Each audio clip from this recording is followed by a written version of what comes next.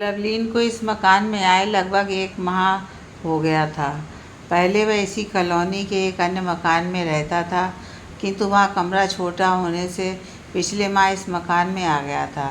इस 2 मंजिला मकान की ऊपर मंजिल में बाईं तरफ वाले पोर्शन में मकान मालिक रहते थे और दाईं तरफ अटैच्ड बाथरूम वाला एक कमरा था जिसे लवलीन ने किराए पर लिया था। ग्राउंड फ्लोर पर दाईं तरफ 2 कमरे, किचन व बाथरूम का एक पोर्शन किराए पर देने के लिए था, जिसमें कल ही एक परिवार रहने के लिए आ गया था, और बाईं तरफ का भाग पार्किंग के लिए था। लवलीन बिस्तर से उठा तो सुबह के 7 बज रहे थे। कल रात एक मूवी का अंतिम शो देखकर आया था, सो सुबह नींद देर से खुली।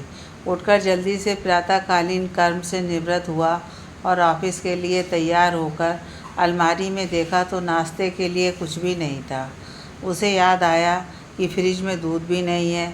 घड़ी देखी, 8 बजने वाले हैं। कुछ समय था उसके पास, अतः ब्रेड, बटर व दूध खरीदने के लिए मकान से कुछ ही दूरी पर स्थित दुकान की ओर चल पड़ा।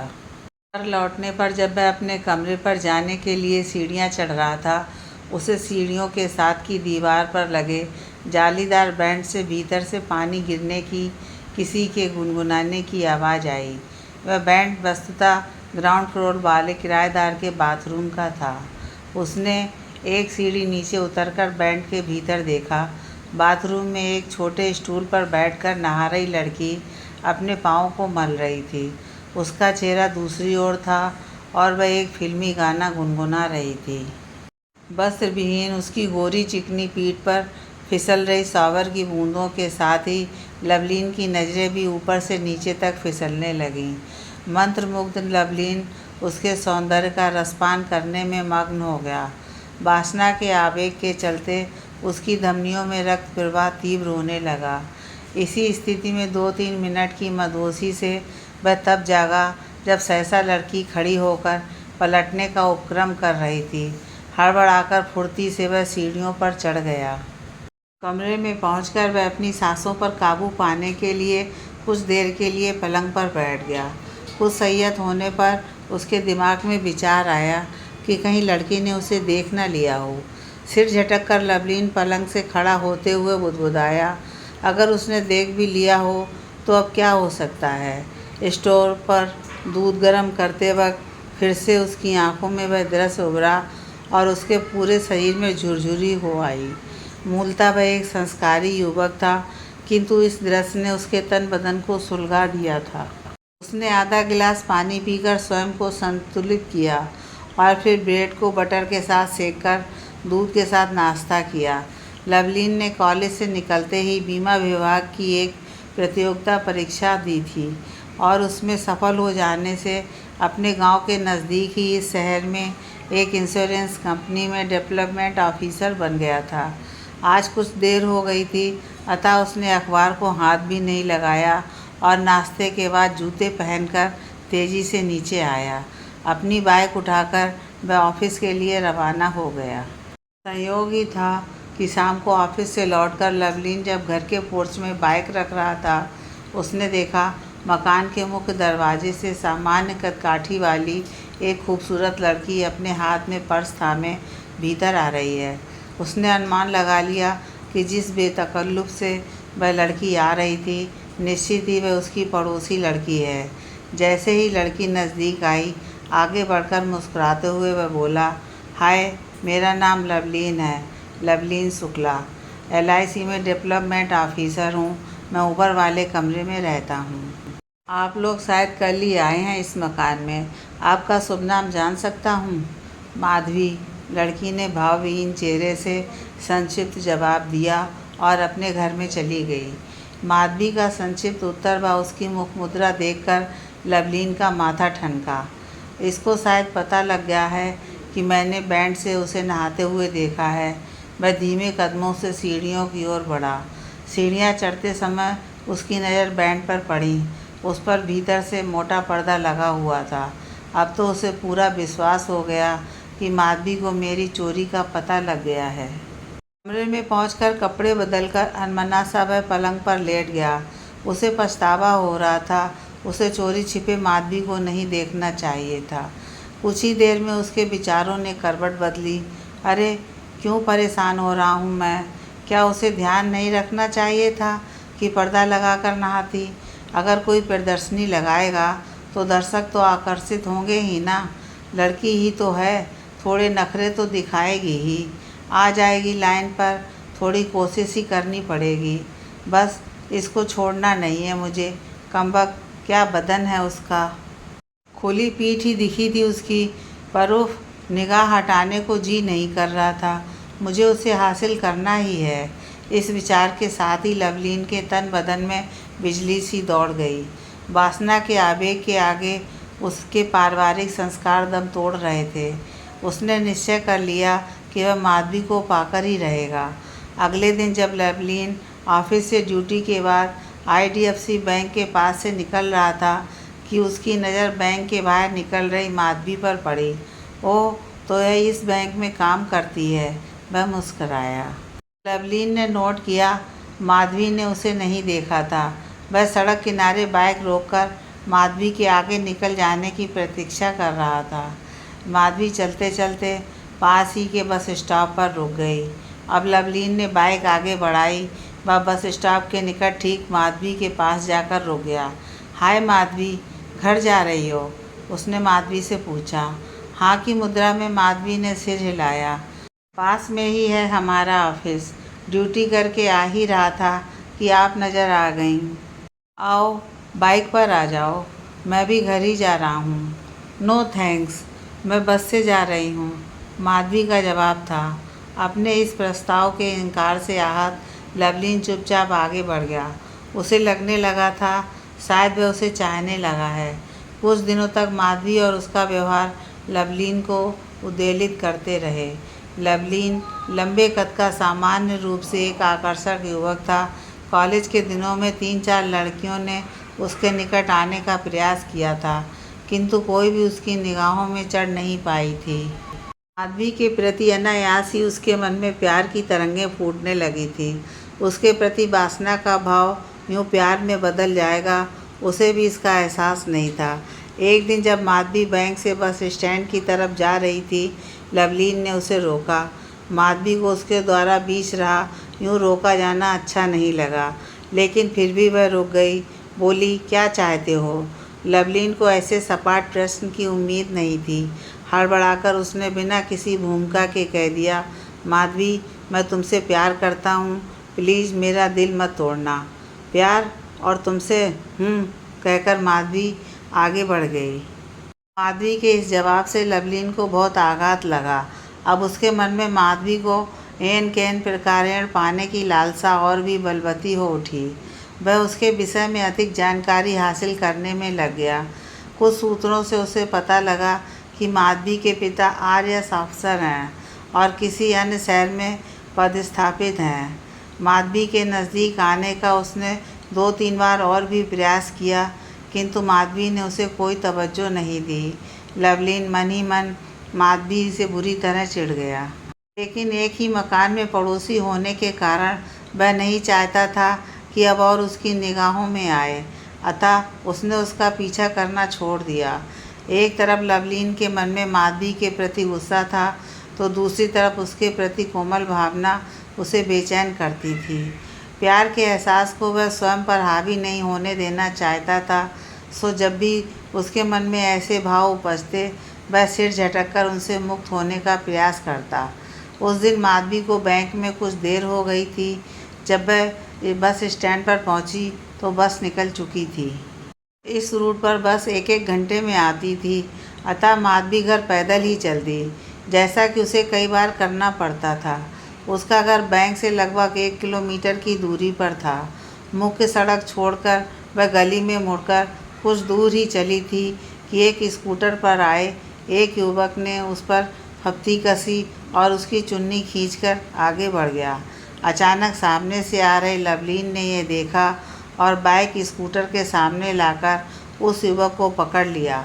लवलीन ने एक घूंसा उस युवक की भौं पर जड़कर उसके हाथ से चुन्नी छीन ली।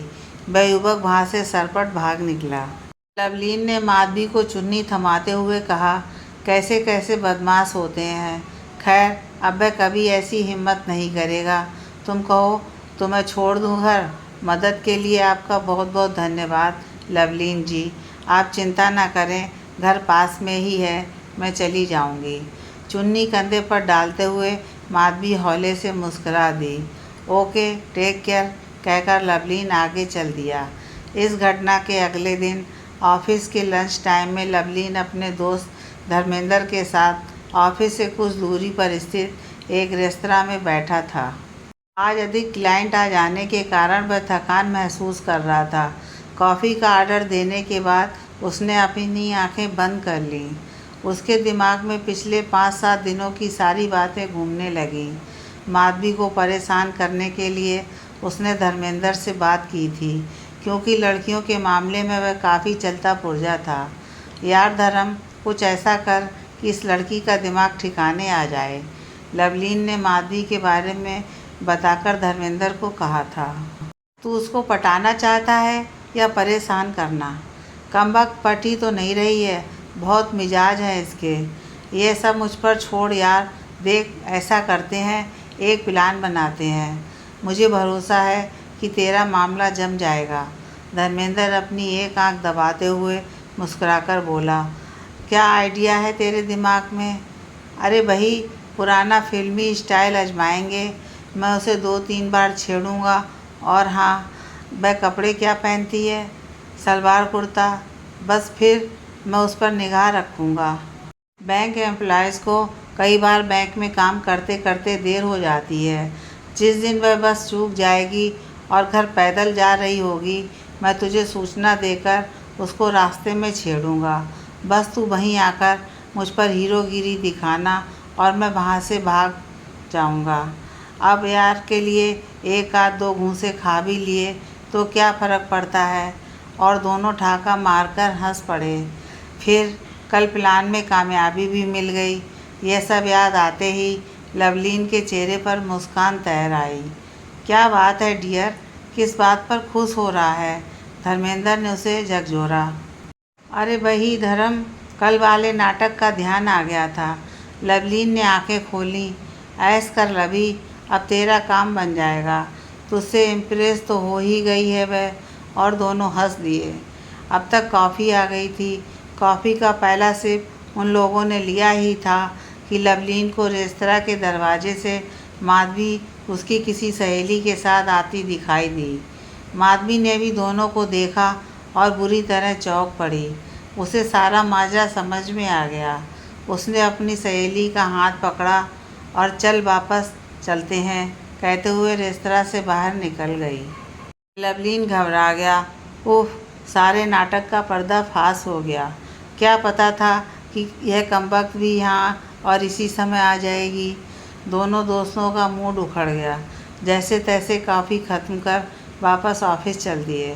लवलीन ने ऑफिस में बैठे बैठे ही माधवी को बताने के लिए मन में एक स्पष्टीकरण तैयार किया। ऑफिस से छूटते ही वह बाइक उठाकर बस स्टैंड की ओर लपका। माधवी वहीं बस का इंतज़ार करती मिल गई। माधवी, दरअसल लवलीन आगे और कुछ कहता, इससे पहले ही माधवी ने एक झन्नाटेदार थप्पड़ उसके मुंह पर जड़ दिया। ये थप्पड़ तुम्हें बहुत महंगा पड़ेगा माधवी। आसपास खड़े यह सब देख रहे लोगों से नज़रें चुराकर लवलीन ने गुर्राते हुए कहा और बाइक लेकर वहाँ से चल दिया। घर पहुंचकर इधर लवलीन माधवी से बदला लेने की योजनाएं बना रहा था और उधर माधवी भयभीत थी कि पता नहीं अब क्या होगा। बस में बैठी वह सोच रही थी कि अपनी मम्मी को सब बात बता दे और पापा को भी फ़ोन करे, किंतु फिर सोचा अनावश्यक बात बढ़ेगी। चिंतित मन से वह घर पहुंची। रात के 9 बज रहे थे। माधवी ने देखा उसकी मम्मी अपने कमरे में कोई उपन्यास पढ़ते पढ़ते सो गई हैं। मन ही मन एक निश्चय करके वह अपने कमरे से निकली और ऊपर लवलीन के कमरे पर गई। कुछ क्षण की झिझक के बाद उसने हौले से दरवाज़ा खटखटाया। कौन? कहते हुए लवलीन ने दरवाज़ा खोला। माधवी को सामने देख पहले तो वह चौंका, फिर संतुलित होकर बोला, आओ माधवी, ये अचानक मेरे गरीब खाने में आने की मेहरबानी कैसे कर दी तुमने? आओ बैठो। मैं यहाँ बैठने नहीं आई हूँ लवलीन, मैं कुछ कहने आई हूँ तुमसे। तुम अपना हर दांव पेच आजमा चुके हो मुझ पर। अब आगे और क्या करना चाहते हो यह भी बता दो। माधवी ने तल्ख आवाज़ में कहा। देखो माधवी, तुमने 2 बार मेरा ऑफ़र ठुकराकर मेरा अपमान किया है, फिर भी मैं तुमसे प्यार करता हूँ। मत बदनाम करो प्यार को लवलीन। तुम क्या जानो कि प्यार क्या होता है। तुम जैसे हवस के पुजारी औरत को केवल एक शरीर समझते हैं। यह तो तुमने अपनी पहली हरकत से ही दिखला दिया है। और फिर तुम्हारी वह घटिया फिल्मी चाल।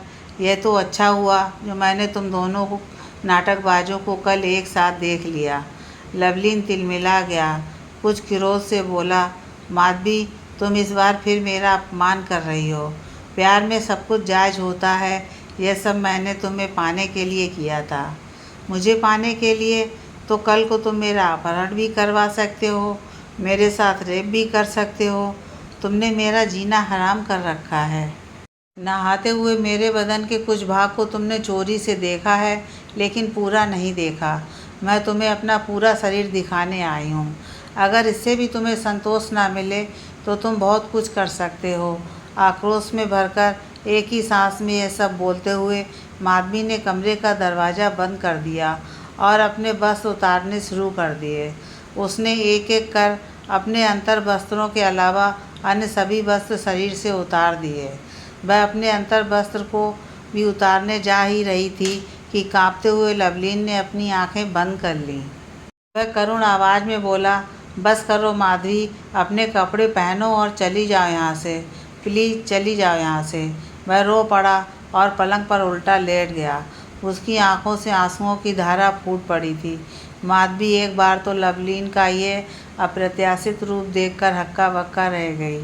फिर अपने कपड़े पहने और दरवाज़ा खोलकर बाहर निकल गई। लवलीन की आत्मा उसे धिक्कार रही थी। ओह, मैं वासना में अंधा होकर कितना भटक गया था। मुझ पर किस तरह का पागलपन सवार हो गया था इन दिनों। हे ईश्वर, मुझे माफ़ कर दो। बड़ी देर तक सुबकता रहा वह। उसने अभी डिनर भी नहीं लिया था। यूं ही पलंग पर बिना कपड़े बदले, बिना कुछ ओढ़े पड़ा रहा और पता नहीं कब उसे नींद आ गई। सुबह नींद खुली तो उसे सिर में कुछ भारीपन लग रहा था। रात की बात अभी भी मन में घुल रही थी। नित्य कर्म से निवृत्त होकर उसने चाय बनाकर पी। नाश्ते का आज उसका मन नहीं हुआ। उचाट मन लिए वह ऑफिस पहुंचा, पर वहाँ भी उसका मन उद्विग्न ही रहा। सुबह से कुछ खाया नहीं था उसने, तो भूख भी लग रही थी। सो समय से कुछ पहले ही वह ऑफिस से निकल आया और एक रेस्तरां में खाना खाने घुस गया। लवलीन घर पहुंचा तो 6 बज रहे थे। कुछ देर कुर्सी पर खामोश बैठा रहा और फिर एक निश्चय कर उसने माधवी को पत्र लिखना प्रारंभ किया। पत्र लिखकर तसल्ली के लिए उसने उसे पढ़ा और एक लिफाफे में बंद करके अपने पास रख लिया। लवलीन ने निश्चय कर लिया कि वह अब इस मकान में नहीं रहेगा। उसमें अब यह साहस नहीं रहा था कि वह माधवी का सामना कर सके। उसने शीघ्रता से एक नया मकान तलाश किया और 2 ही दिन के भीतर वह वहाँ शिफ्ट भी हो गया। अब उसने माधवी को अपना लिखा पत्र कोरियर कर दिया। माधवी को बैंक में लवलीन का पत्र मिला। घर पहुँचते ही अपने कमरे में जाकर उसने पत्र खोला। पत्र छोटा ही था, सो एक ही सांस में पूरा पढ़ डाला। लिखा था, माधवी, मैं किन शब्दों में तुमसे क्षमा मांगूं समझ नहीं पा रहा। दरअसल मेरा अपराध क्षमा करने लायक है ही नहीं। तुम विश्वास नहीं करोगी, किंतु इस तरह की सोच मेरे संस्कारों में नहीं है। पता नहीं कैसे मुझ पर वह पागलपन सवार हो गया था। मैं बेहद शर्मिंदा हूँ माधवी। अपनी उस बेहुदा हरकत के बाद मुझे कभी कभी ऐसा भी लगता था कि शायद मैं तुम्हें पसंद करने लगा हूँ। लेकिन जिस पसंद की शुरुआत एक घिनौने तरीके से हुई हो, उसे प्यार का नाम और अंजाम नहीं दिया जा सकता था। उस घटना के बाद मैं तुम्हारा सामना नहीं कर सकता, इसलिए मैंने वह मकान भी छोड़ दिया है। क्षमा के योग्य नहीं हूँ, फिर भी हो सके तो मुझे क्षमा कर देना, लवलीन। माधवी कभी पत्र की ओर देख रही थी तो कभी अपने सामने की दीवार की ओर। उसका मस्तिष्क किसी भी प्रकार की प्रतिक्रिया के लिए तैयार नहीं था। वह 10 मिनट के लिए अपने बिस्तर पर लेट गई। कई तरह के विचारों से जूझने के बाद वह उठी और अन्य कामों में लग गई। लगभग 2 माह हो गए थे लवलीन को नए मकान में आए हुए। जिंदगी फिर से ढर्रे पर चलने लगी थी।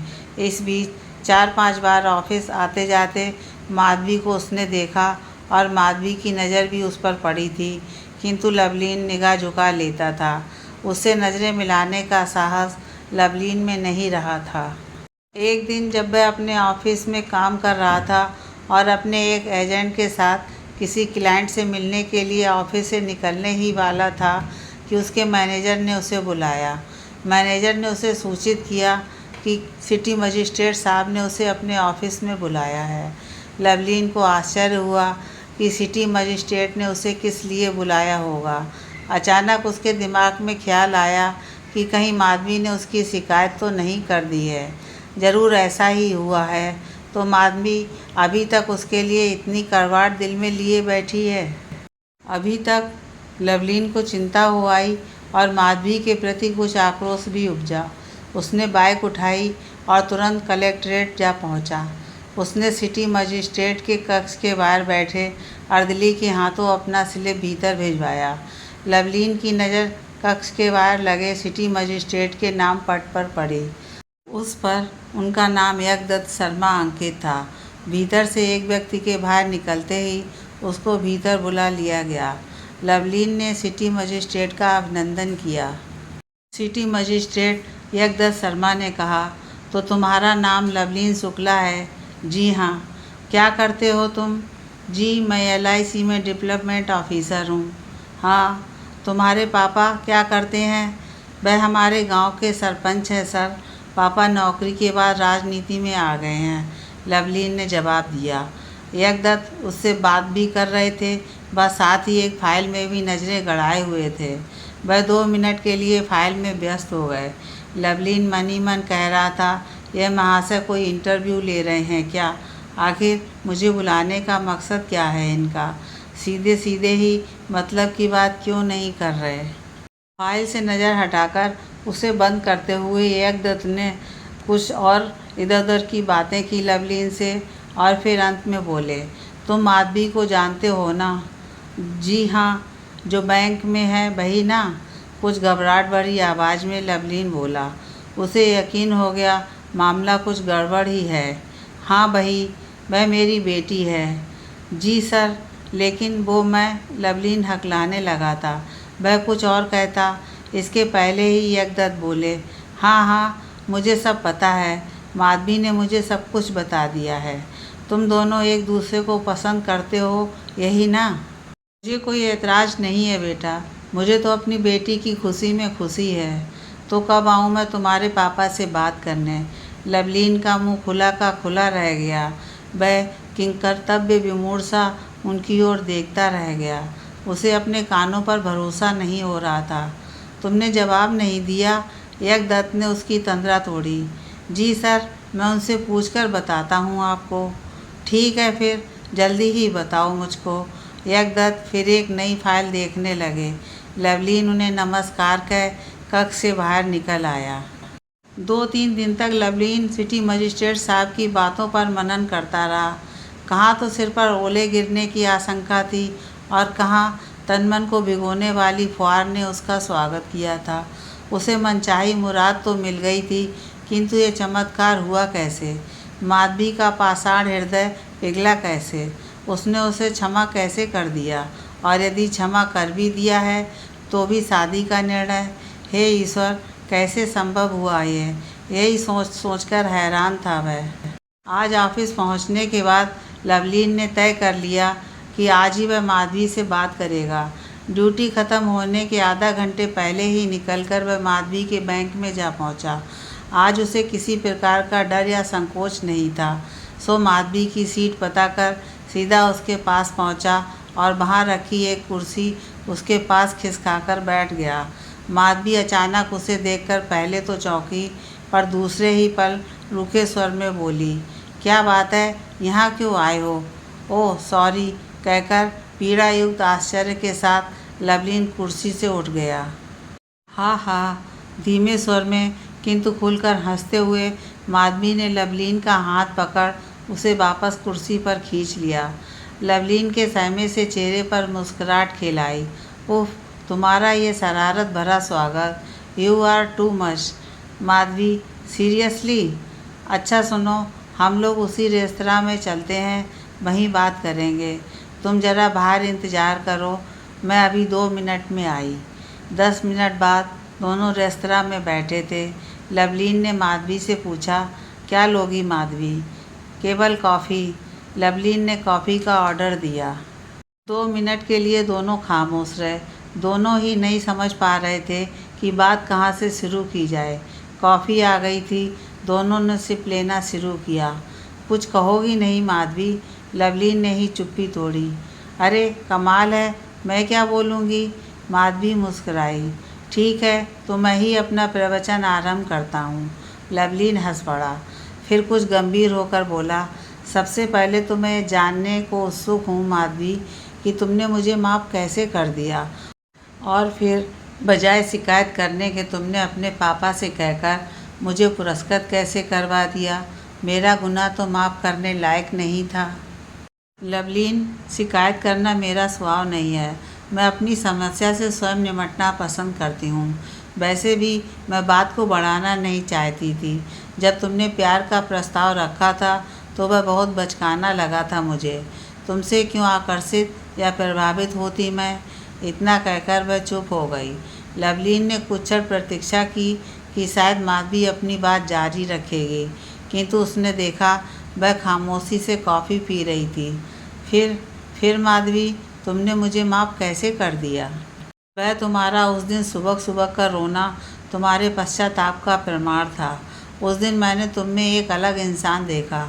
तुम्हारी जगह कोई और होता, जैसा मैं तुमको समझ रही थी, तो आक्रोश में की गई मेरी हरकत का नाजायज़ फ़ायदा उठा सकता था। तुमने वैसा कुछ नहीं किया। इसके बाद भी तुम पश्चाताप की आग में जलते रहे थे, जैसा कि मैंने तुम्हें बाद में भी 2-3 बार देखकर महसूस किया था। मैंने कई दिनों तक सारे मसले पर मनन किया और फिर बस। माधवी खिलखिलाकर हंस पड़ी। भावातिरेक में लवलीन ने माधवी के हाथ को अपने दोनों हाथों में थाम लिया। उसकी आंखों में खुशी की 2 बूंदें छलछला आईं। रेस्तरां में बैठे कुछ लोग माधवी की हंसी की आवाज़ से चौंककर उन दोनों की ओर देख रहे थे, किंतु इससे बेखबर वह दोनों तो एक दूसरे की आंखों में आंखें डाले अपने भावी जीवन के सपनों में खो गए थे।